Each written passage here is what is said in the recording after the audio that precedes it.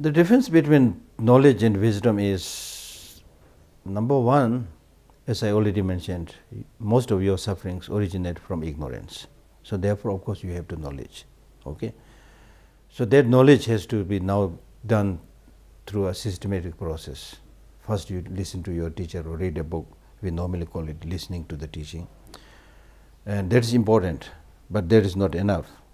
It's really like somebody who is thirsty and have no idea where water is available. So you need to get the information from somebody saying that water is available 2 kilometers from here. So that is hearing, listening. That's very important. But just by hearing that, your thirst will not be quenched.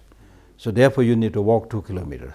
So that means, like after hearing, just like walking for 2 kilometers, you need to think for yourself the truth of what you have heard from your teacher or what you read in the books. So through reflection thinking, you are able to develop that conviction. Yes, it really seems true. You are able to get that conviction. So which is very, very important. So it's really like walking 2 kilometers and having reached near the water, and you are able to now see the water. But still, if you don't drink the water, your thirst will not be quenched.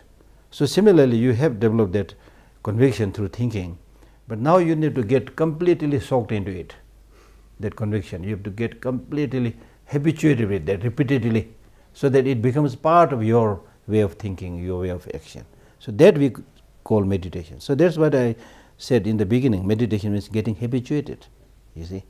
So if you are habituated, then compassion will come automatically, loving kindness will come automatically, because it's part of your thinking, you see.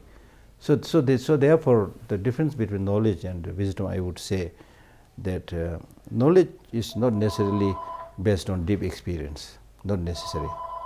But meditation is really, really very much related to deep experiences.